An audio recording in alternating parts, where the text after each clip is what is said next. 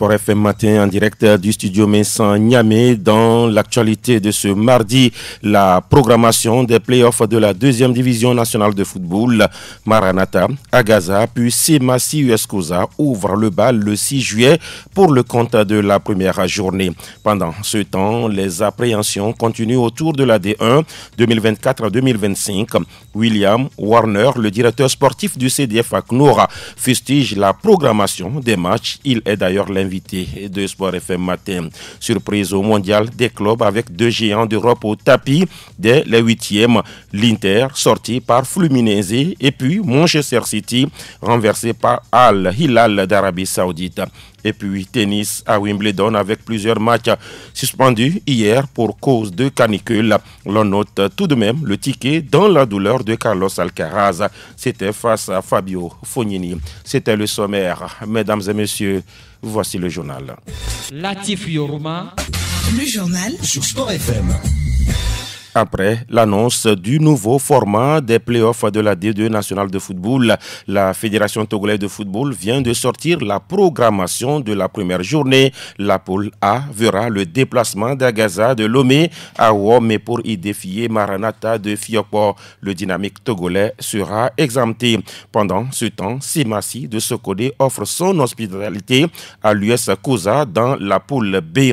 Kakadla de Doufelgo sera au repos. Cette première journée est programmée pour le 6 juillet.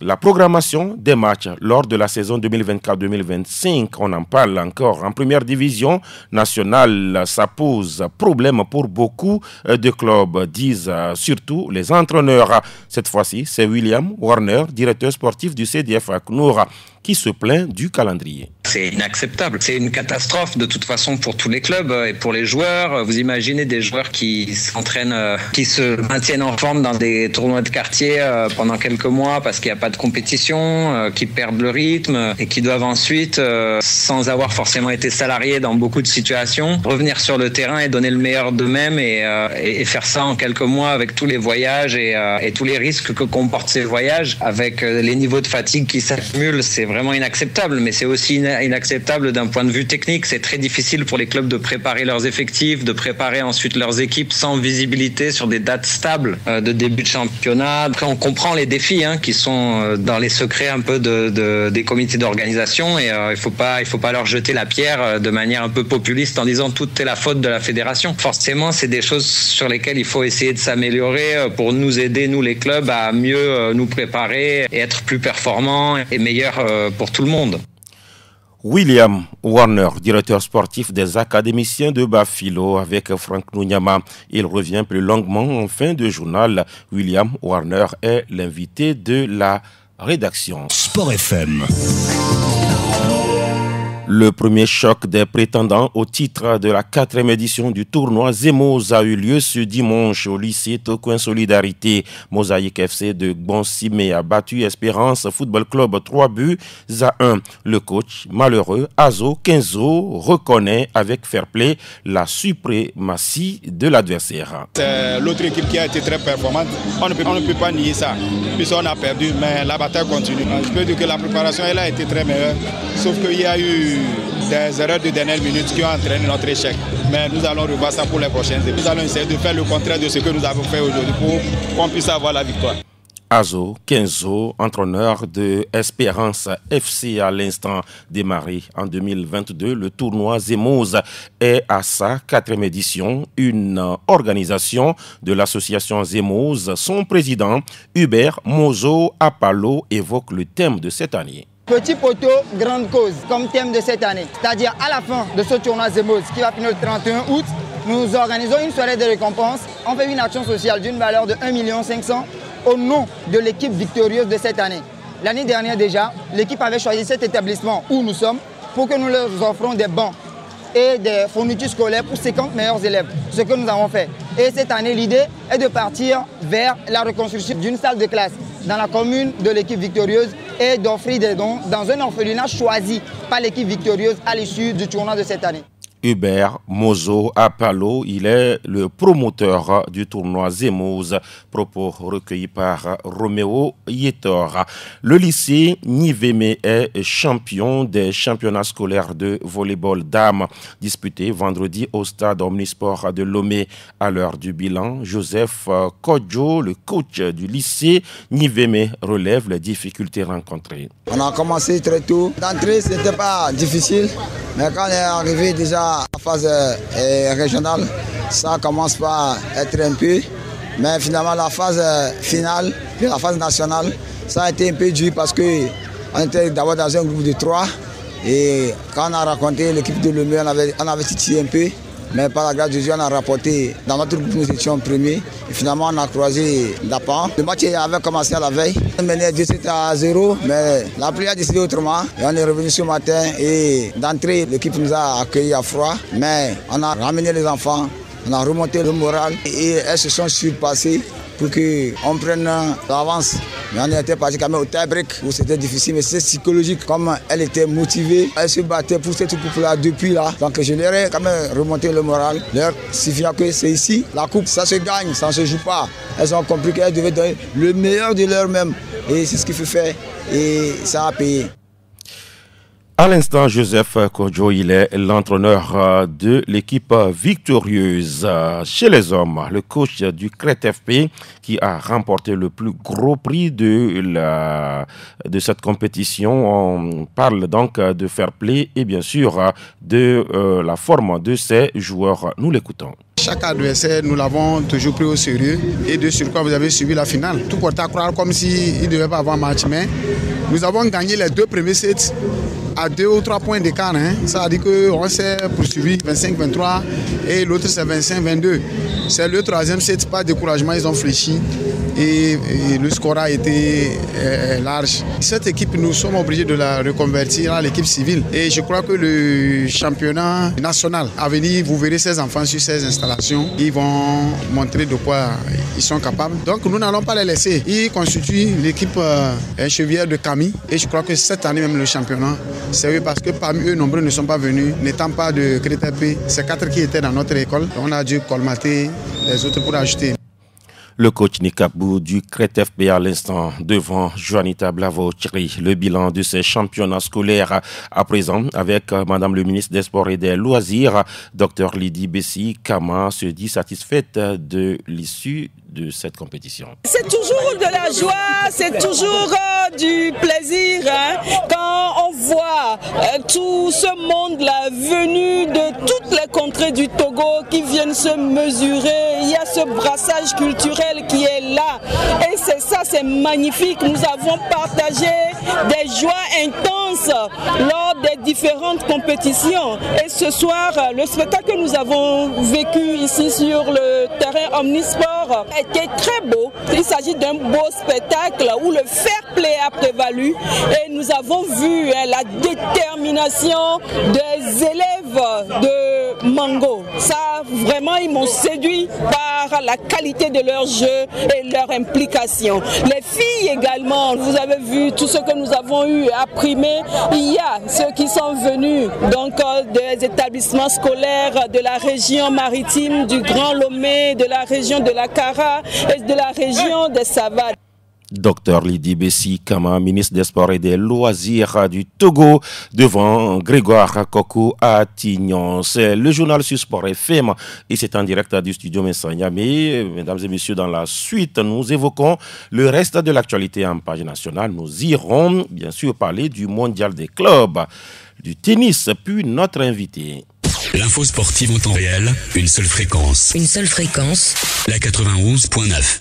Du tennis à présent, le Togo prend part du 14 au 19 juillet prochain à la zone Afrique du Billie Jean King Cup, une compétition que prépare ardemment la sélection féminine du Togo à travers des séances d'entraînement. Tout ceci sous la houlette de l'entraîneur Joël Alipoué. Chocho, qui évoque d'abord le choix des joueuses venues de l'extérieur. C'est une question de niveau. Celles qui sont aux États-Unis, elles ont un niveau plus élevé que celles qui sont chez nous au Togo. En fait, c'est un tournoi senior. Celles-là sont seniors et celles qui sont à Lomé, elles sont des juniors. Donc, les juniors, c'est difficile de faire jouer à un tournoi senior. Elles sont là, ça fait déjà 5 jours. Donc, la préparation, on a commencé il y a 3 jours. Je peux dire, elles sont en forme. Ici, il n'y a pas grand-chose parce que, comme la compétition, c'est en Afrique, elles sont là juste en raison de la climatation. Il y a le soleil. Donc, on s'entraîne sous le soleil pour qu'elles puissent s'adapter rapidement au soleil. Ça fait déjà quelques années, on ne s'est plus vu. Mais là, sur le terrain, on voit qu'elles sont en pleine forme pour y arriver. Le Togo a disputé la finale de ce tournoi. Cette année, l'ambition est grande. Est-ce que vous pensez que le Togo peut créer même plus que cet espoir-là? On croit bien que le Togo peut encore faire la finale ou même gagner la coupe. Et qu'est-ce qui vous fait dire cela? Vous croyez en quoi? En nos filles, parce que là, vous savez, il y a quelques années, quand on les a vues jouer, il n'y a pas ce niveau-là. Donc là, aujourd'hui, avec ce qu'on voit, on y croit. Est-ce que vous avez déjà une idée des autres équipes qui sont attendues à ce tournoi? Il y a plein de filles qui reviennent des États-Unis comme les nôtres. Donc ça va être un peu compliqué, mais les nôtres sont en forme. Joël Alipoué Chocho, à l'instant, il est l'entraîneur de la sélection féminine du Togo. Cette sélection, pour rappel, est composée de 3 joueuses, à savoir Grace Douga, Valentine Talaki et Vania Doche. Sport FM.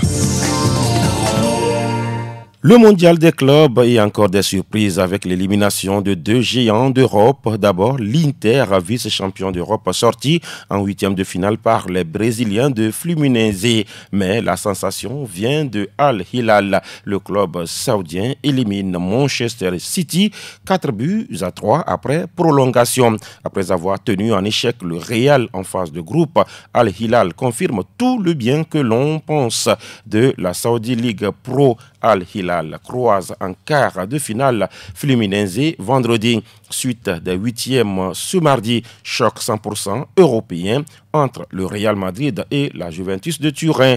À 1h du matin, Dortmund joue Monterrey de Sergio Ramos. Tennis avant, bien sûr, l'invité de la rédaction. Ce n'est pas forcément fréquent à Londres, mais parfois ça arrive et c'est le cas cette année. Pour évoquer la canicule en plein tournoi de Wimbledon, nous parlons tennis. Conséquence, plusieurs rencontres ont été suspendues suivant les règlements de la compétition, s'appuyant sur l'indice de température au thermomètre globe mouillé qui combine la température, l'humidité, la vitesse du vent, l'angle du soleil et la couverture nuageuse. Toutefois, d'autres matchs sont allés à terme et l'on note les qualifications de Gabriel Diallo, Jensen Bouklin, Davidovic Fokina, Andrei Rublev, Karen Kachanov, Auger Aliassime et surtout Carlos Alcaraz. Au 2e tour, l'Espagnol a dû recourir à 5 manches pour sortir l'Italien Fabio Fognini. Sport FM. Invité de la rédaction, William Warner, directeur sportif du CDF ACNUR. L'homme revient sur la première de son club en première division nationale de football. Les enseignements, les vécus, puis le niveau de la D1 à ses yeux. Je vous laisse suivre l'entretien entre Franck Lunyama et William Warner. William Warner, bonjour. Salut Franck. Que dites-vous après la saison 2024-2025 tout de suite? C'est une première expérience, un peu chaotique en termes de résultats, pas forcément facile à gérer en termes d'émotions, avec des montagnes russes, des moments très forts en battant par exemple Lascaux en match aller, en match retour, en étant performant dans les grands rendez-vous, mais beaucoup de déceptions dans la longueur avec pas mal de matchs. On se projette sur l'année prochaine avec forcément plus d'ambition. William Warner, lorsqu'on vous écoute, au-delà de toutes les difficultés que vous avez rencontrées, c'est une satisfaction dans la production de jeux parce que certains clubs ont dit clairement que ACNUR était le club qui leur a posé plus de problèmes. Nous, on reste fidèles à nous-mêmes pour 2 raisons. La première, c'est pour la dimension spectacle. On pense que le foot, c'est un spectacle et qu'on parle beaucoup, en tout cas en ce moment, d'économie du sport. On se demande d'où va venir l'argent. L'argent, il viendra du fait que les gens viennent au stade et que les sponsors aient envie envie de mettre leur bannière dans des stades remplis avec des gens qui viennent prendre du plaisir. Donc c'est très important pour stimuler le marketing et donc les financements, de créer du spectacle et d'avoir du monde qui vient. Donc ça, on y reste très fidèle. Et ensuite, voilà, aussi pour former les joueurs, il faut les challenger, il faut les mettre en difficulté, il faut les obliger à se dépasser. Et ça, on l'a appris depuis le début du centre de formation. À l'époque, on nous battait 6-0 dans le quartier et puis on finissait par battre les grands frères du quartier. Donc ça se fait toujours par étapes. Et effectivement, cette année, on a beaucoup appris, mais ça portera ses fruits sur le long terme. Et une première expérience en première division nationale de football. Au niveau mental, au niveau physique, au niveau technique de votre équipe, qu'avez-vous retenu? C'est difficile quand vous voulez comparer par rapport à d'où vous venez? Je n'ai pas trouvé le niveau particulièrement différent de la deuxième division. Peut-être, je pense que le contexte aussi explique pas mal de choses. On va dire que la dimension championnat marathon a franchement compliqué les choses dans un contexte qui est le même pour tout le monde, mais avec effectivement une équipe un peu plus jeune et un peu moins préparée à ce type de rythme. Ça a pu avoir une sorte d'incidence. Et puis derrière, oui, comme vous le dites, sur le plan physique, sur le plan mental, on rencontre peut-être des intensités un peu différentes. Vous avez eu à battre, vous l'avez dit, Asco en aller-retour. Vous avez pu battre aussi en Entente 2. Vous avez tenu tête à d'autres clubs. Lorsqu'on regarde un peu votre classement, vous avez occupé la place du premier non relégable. Alors, qu'est-ce que ça vous dit tout ça? Ça vous encourage à continuer à persévérer? Je pense que toutes les équipes qui nous ont rencontrés ont souffert. Elles ont obtenu des résultats dans certaines situations parce que il y a quand même encore de la maturité à gagner chez nous. Mais oui, en fait, on positive beaucoup et on sait que aussi cette année, on est entré en championnat dépourvu quand même de pas mal de nos joueurs. On a 2 joueurs qui sont partis en Jordanie, Atakora qui était un de nos meilleurs buteurs et Aboubakar qui était un de nos piliers défensifs. On a Sokpoli qui est parti aussi à Accra. Donc on a plusieurs joueurs qui petit à petit aussi avancent dans leur carrière. Ça fait aussi partie des défis qu'on espère que la fédération nous aidera à résoudre. Vous avez parlé côté financier.